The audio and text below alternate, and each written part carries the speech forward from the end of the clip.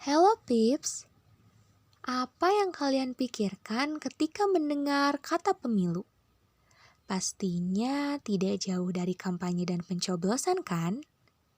Tapi, tahukah kalian bahwa pemilu itu bukan hanya sekedar kampanye dan pencoblosan saja? Ada banyak tahapan sebelum dan bahkan sesudah itu. Kalian penasaran? Yuk jadi bagian dari pemilu bersama kami dan temukan jawabannya.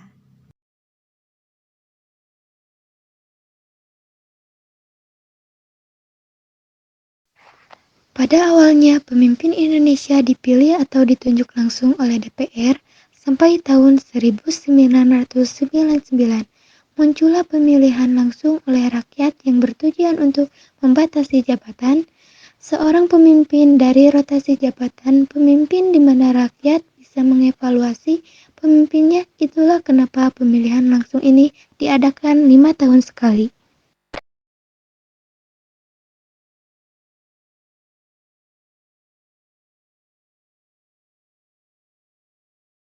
Karakter utama dari pemilu ini adalah KPU, badan yang mengatur segala hal dalam pemilu. Sepenting apa sih KPU? Mari kita simak peranannya. Pada periode pra-pemilu, KPU akan terlebih dahulu membuat regulasi atau peraturan pemilu yang memenuhi prinsip independensi, kesetaraan, jujur, dan adil.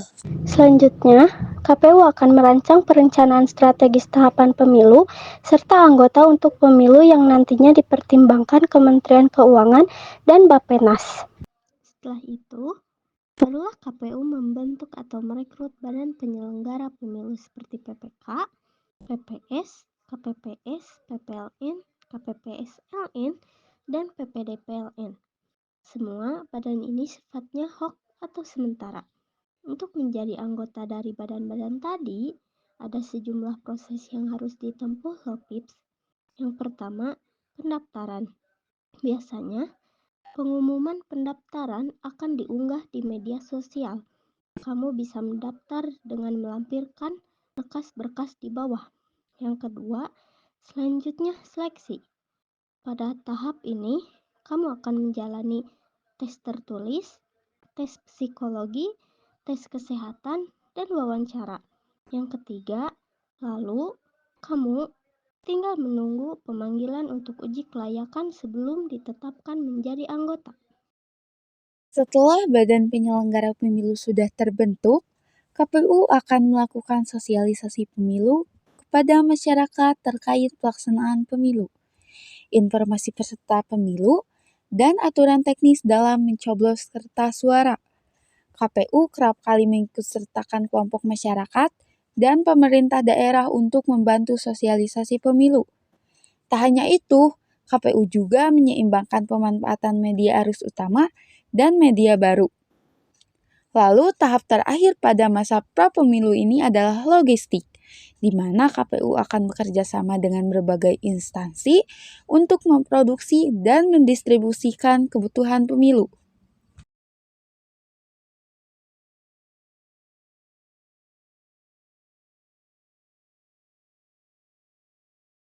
Nah, sekarang kalian tahu kan sepenting apa peran KPU untuk pemilu ini?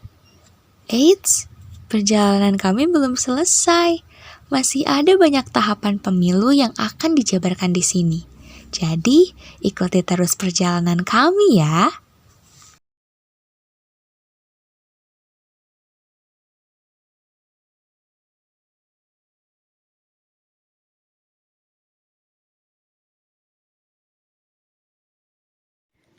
Hello again Pips, sekarang kita sudah masuk ke dalam periode pemilu. Periode ini diawali dengan pemutakhiran daftar pemilih tetap. Kegiatan ini sangat penting karena menyangkut kepastian hak pilih yang dimiliki oleh pemilih.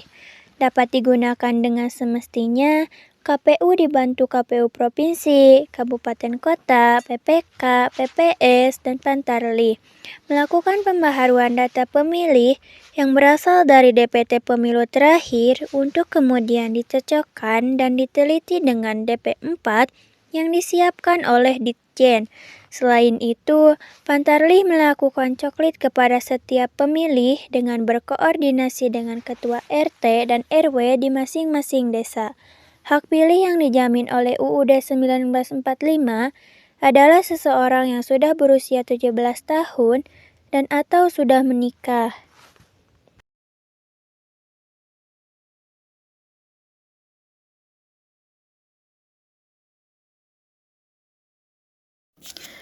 Selanjutnya adalah pencalonan. Terdapat 5 jenis pencalonan yang berbeda. Pertama, pendaftaran peserta pemilu legislatif, dalam hal ini parpol. Kedua, pendaftaran calon anggota legislatif tingkat nasional, provinsi, dan kabupaten atau kota yang dipersiapkan parpol di setiap tingkatan. Ketiga, pendaftaran dan pencalonan anggota DPD.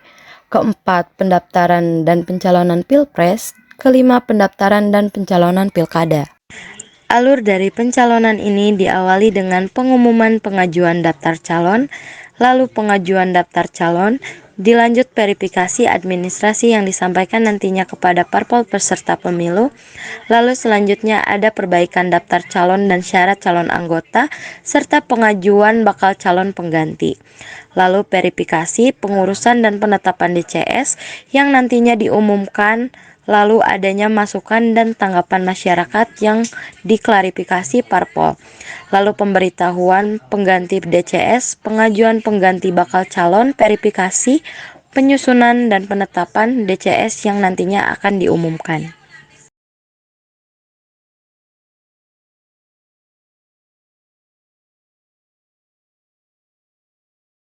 Ternyata untuk mencalonkan menjadi peserta pemilu tidak mudah ya. Selanjutnya, setelah pengumuman DCT, masuklah kita ke masa kampanye. Di sini, para peserta pemilu menawarkan program aktivitas atau pandangan dalam melihat berbagai persoalan sosial, ekonomi, politik, dan budaya. Bentuk kampanye yang telah diatur di dalam Undang-Undang Pemilu antara lain pertemuan terbatas tatap muka, penyebaran bahan kampanye, dan pemasangan alat peraga yang dapat dilakukan 3 hari setelah ditetapkan daftar calon. Lalu, selanjutnya ada kampanye media sosial, iklan media massa, elektronik, internet, rapat umum, dan debat pasangan calon yang dilaksanakan selama 21 hari. Kampanye ini harus berakhir di masa tenang.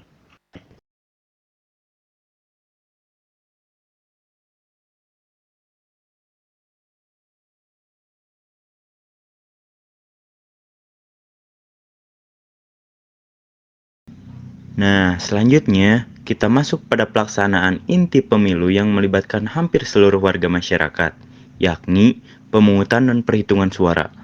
Sebelum hari pemungutan suara, setiap pemilih harus sudah mendapat surat undangan memilih atau formulir C6. Selanjutnya, setiap petugas KPPS dapat memastikan bahwa jumlah surat suara dan formulir-formulir yang ada telah dihitung secara cermat dan tepat. Lalu dapat memastikan juga kehadiran para pihak yang berkepentingan dalam pemungutan dan perhitungan suara, yakni para saksi, serta pemilu dan pengawas TPS. Pada hari pemilihan, pemilih datang ke TPS dengan membawa surat undangan memilih yang diperlihatkan pada petugas KPPS. Kemudian menunggu giliran membawa surat suara yang nantinya akan dicoblos di bilik suara. Pastikan kertas suara tercoblos dengan jelas dan masukkan ke dalam kotak suara yang telah disiapkan ya. Jangan lupa celupkan sedikit jarimu ke dalam tinta sebagai tanda bahwa kamu sudah mencoblos.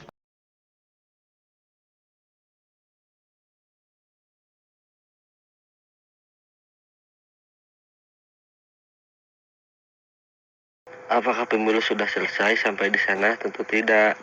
Surat suara yang telah disoblos akan dihitung oleh KPPS dan nantinya akan direkap di tingkat PPK Kabupaten, Kota, Provinsi, dan terakhir di nasional. Perhitungan suara dilakukan secara berjenjang dari tingkat bawah dengan membawa kotak suara yang tersegel dan membukanya kembali sebagai tanda bentuk transparansi dan akuntabilitas proses yang dilakukan dengan baik.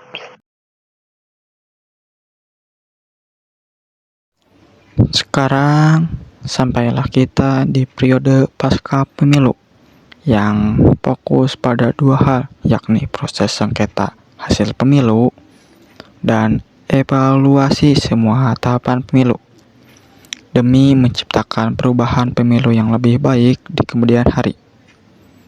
Dalam sengketa hasil pemilu, proses ini melibatkan penyelenggaraan pemilu dan peserta pemilu dalam Mahkamah Konstitusi untuk menyelesaikan perselisihan hasil pemilu.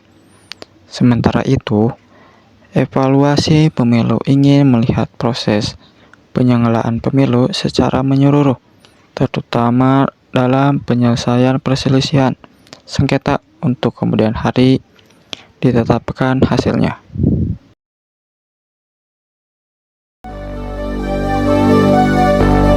Fill me out with your smile, while the sunshine brings the